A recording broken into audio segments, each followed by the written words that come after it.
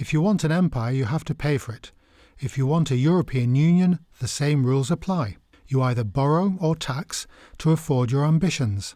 No one likes to be taxed, and you have to repay your debts. So, is the question of money rather than ideals going to be the undoing of the EU? Join me, Jan Darasz, for How We Got Here.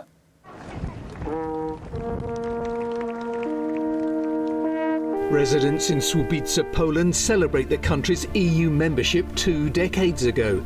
Townsfolk take advantage of the new ability to travel to Germany without a border check, walking across the bridge that separates them from Frankfurt an der Oder. They and millions of other Poles will also benefit from massive cash injections by the European Union into the country. According to the Ministry of Finance, from May the 1st, 2004 to the end of 2023, Poland received a gross amount of €245.5 billion from the EU. The transfer values have varied over time, but averaged around €12 billion a year, roughly equivalent of about 2 to 3.5% of the country's annual GDP. Almost 2/3 of the funds received, €161 billion, were allocated to projects under the EU cohesion policy, which aims to reduce development disparities between regions and countries. A significant amount has been spent on infrastructure, such as the new Vistula Spit canal. But the funds were also used by public bodies, universities and businesses. Less than 1/3 of the transfers, around €76 billion, were allocated to support Polish farmers and rural areas, while the remaining 4% targeted areas such as migration funds and the Connecting Europe facility. Earlier this year, Prime Minister Donald Tusk was told Poland can now access up to €137 billion in European funds after the new government in Warsaw began implementing reforms it says will restore judicial independence in the country. Poland will gain access to around €60 billion in funds designed to help countries bounce back from the COVID-19 pandemic and transition away from fossil fuels. Warsaw will also be able to tap into a further €76.5 billion in cohesion funds. Before payments were halted by the EU over rule of law concerns, some forecasters had suggested Poland could become a net contributor to the bloc by the end of this decade.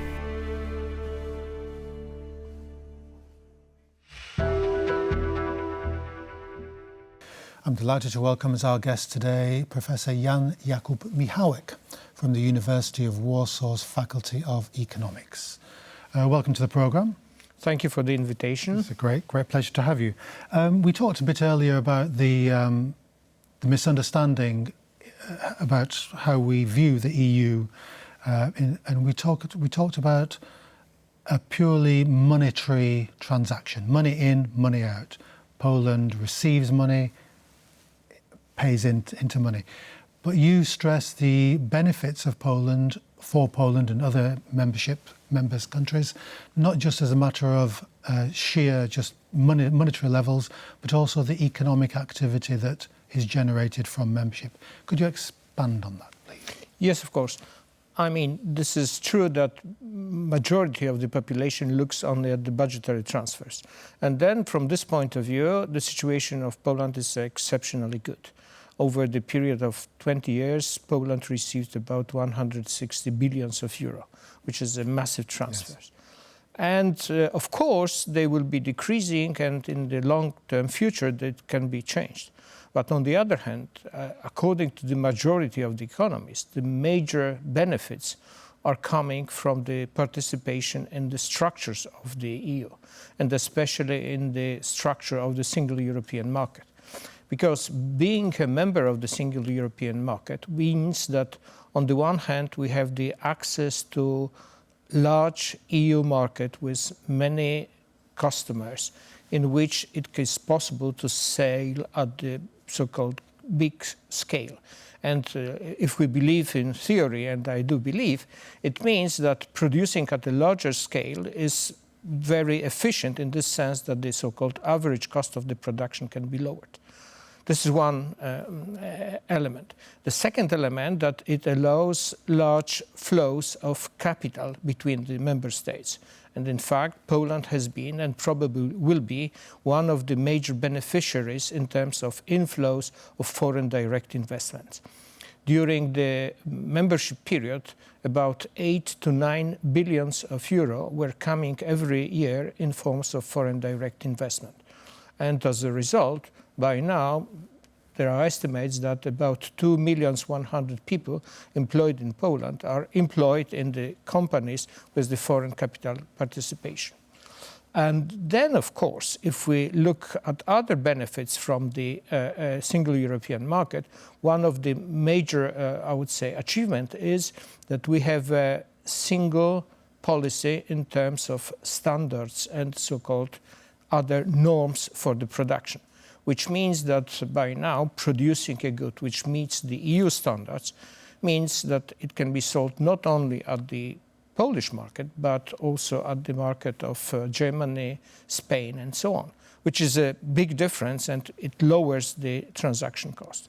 Moreover, the participation in the single European market means also that there is a much wider choice for the consumers, because now, if we once again believe in the theory, it says that people love the variety of goods. So if you go to the shop and then there is a large variety of goods and many of them are imported from the different countries, then it increases the satisfaction of the consumers. And finally, the last but not least element is that it enhances the scope of the competition. And it means two elements. On the one hand, the imports, the pressure from the importers is putting the pressure on least efficient companies, and some of them disappear from the markets. On the other hand, it gives a chance to the most efficient companies, which by now can export and produce more, which means that as a result, there is a shift towards the more productive companies, and the level of productivity is increasing, just giving a higher level of income to the whole population. That's a very sophisticated argument that you're putting. Can you cast us back to 2003, 2004 and the intellectual climate of Poland entering the EU? What were the governing factors there? Was it just that Poland's just going to get a lot of money, or was this theory, this practice of modern liberal capitalism, was that actually presented to the Polish public? Yes, there have been many arguments in favor of accession, and I think the most important and simplest was the argument of joining Western Europe or being in the United Europe again, and I think it was a very powerful argument. On the other hand, it was also clear for the population, at least those who were interested in it, that joining the EU might be beneficial in terms of financial transfers. In this sense, that so-called structural policies have been well developed, which means that there will be much higher transfers towards the least developed regions. And in fact, Poland was benefiting as a whole from the structural funds. And on the other hand, it was clear also that the common agricultural policy is one of the most developed elements of the EU policies. And therefore, there are huge transfers towards the producers. And these benefits were, I would say, or have been quite an important factor in the discussion. But, of course, if we look at the polls at that time, one of the groups which was very reluctant, if I may say so, or at least hesitant, was the group of farmers. And if we look, I would say 10 years ago, this was the group which benefited the most from the accession. So in this sense, I believe that there was a sort of consensus, mostly based on political arguments, but economic arguments were in force as well. I mean, you can see this idea of the enrichment of the Polish countryside. No horses and carts; they're all in great tractors now. But it seems to be a very ambivalent attitude that the farmers have towards the central agricultural Common agricultural policy, pardon me, but also the critical attitude by the towns to the countryside. How do you explain that? Is it an economic argument, or is it an EU cultural argument? Yeah, I would say it's a fairly complicated issue in this sense that we see a similar problem in a sense in the whole Europe. I mean, the protests of farmers have been existing for many years. In the European Union, we have seen the rights of farmers going to Brussels and blocking the streets and so on. So, and then if we would like to understand, we have to go to the roots of the common agricultural policy, which were quite complicated in this sense, so I will try to make it brief. On the one hand, there was France, which was competitive vis-à-vis other 5 new countries, I mean Germany, Benelux, and Italy. But on the other hand, European agriculture was not competitive towards, in comparison to, let's say, US or Canadian one. So in the beginning of the common agriculture policy, it was decided that there will be a very high level of protection of the domestic market by offering high intervention prices to the farmers. And then, with time passing on, it was becoming more and more clear that this is a very costly and inefficient policy. Yes. So there was a gradual, I would say, evolution towards decreasing the level of the intervention in terms of the intervention prices and switching to the different forms of aid, like the so-called direct payments to the farmers who have received lower income, the funds for the development of rural areas, and so on and so on. As a concept, is this idea of subsidy if we take, for an example, the farming industry, is this a form of drip feed of steroids, which will, as you say, state intervention in a free market? Is that just going to have a benefit? Create a section of the of industry that is dependent on this kind of drip feed of money? Yes, of course.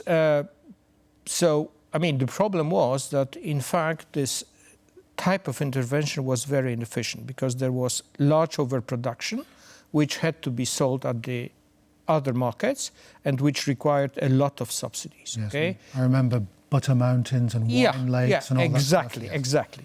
And therefore, it was not an easy process.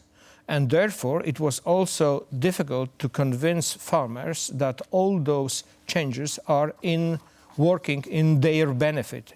And in a sense, we have a similar situation today, that when there is a discussion of Green Deal, many farmers are saying, no, we are strongly against. While in fact, in the long run, this is the element of the EU policy which should be helpful to the farmers in terms of improving the water supplies in the agriculture, stopping the deforestation, and many other aspects which are crucial in the long run of the, I would say, efficient and relatively good production of agricultural production.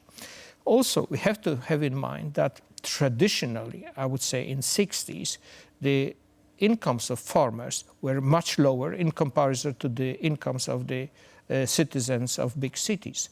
Now the differences has been visibly lowered, and therefore this I would say pressure is lowered. But of course there is an expectation of farmers that in the case of difficult situation like we have here, they will get a support from the state, and there will be some comprehension on the EU side, which is not an easy. A final question to you is linked to politics. The provision of the EU credits from the Recovery Fund in exchange for rule of law responses. Is that an intervention? We have, for example, state intervention in the economic sphere, but is this an intervention too far into the political sphere? I would say on the contrary, if I may say so. Okay, so But let me start with some additional comments. So when Poland was deciding to join the EU, one of the elements was the approximation of the law. So there was a presumption that stage by stage or step by step, the Polish law will be more or less in line with the EU regulations. And this was part of the agreement between the, entering countries and the members of the EU. And then, of course, the question is it bad or good for the societies? So then there is another issue, how we can evaluate these implications. So just to give you a I will try to make it simple. If we look at overall consequences of the accession, it is not an easy task, because in fact, we should be able to construct the counterfactual scenario. It means how Poland would look like if Poland would not be a member of the European Union 20 years after. Yes. And this is not an easy task, believe me. And usually, since I would say 10 years, the economists are using so-called synthetic control method. And synthetic control method means that we construct so-called synthetic country. So we look at the properties of a given economy at the period before the accession, and we compare them with characteristics of the other countries. And then on this basis, by some algorithm and some, I would say, advanced procedures, we construct a synthetic Poland. And then we compare the position in terms of economics of actual Poland with this, I would say, counterfactual synthetic Poland. And then we can see the difference. I'm just coming to the point. And if you make this sort of simulations, and we have been doing, so there is a big difference if you make this simulation with the institutional changes or not, which shows that those institutional changes had a big impact on the performance of Polish economy. And the estimates are that that by now the GDP of Poland, gross domestic product of Poland, is by 40 to 50% higher in comparison to this counterfactual scenario in which Poland would not be the member of the European Union. Is that counterfactual exercise possible for countries like Ukraine, possible accession countries? Yes, okay, so then I have to say something more, because we can do this sort of exercise ex post. So we look at the situation of Poland in comparison to what was 20 years ago, yeah? In the case of Ukraine, there should be a different exercise, because we should construct a model of Ukrainian economy. It's called general equilibrium model, and look at the parameters of the models and how they can be changed after the accession. And then to simulate what will be the situation of Ukrainian economy after the accession. And of course, usually, if we make this sort of exercise, it's fairly complicated, especially if the political situation is, I would say, quite unclear. Yes. And it depends on other factors, how fast can be reconstruction, how fast will be the inflow of foreign, direct, private, and I would say governmental aid, and so on. So it's feasible, although it's not easy. And for this we use different instruments, because we have to forecast what will happen in the future. Well, that's all we have time for, unfortunately. We've run out of time. So thank you very much, Professor Michałek, for coming on to our programme. Thank you very much for the invitation. Great pleasure to have you. That's all we have time for, so join us next time for How We Got Here.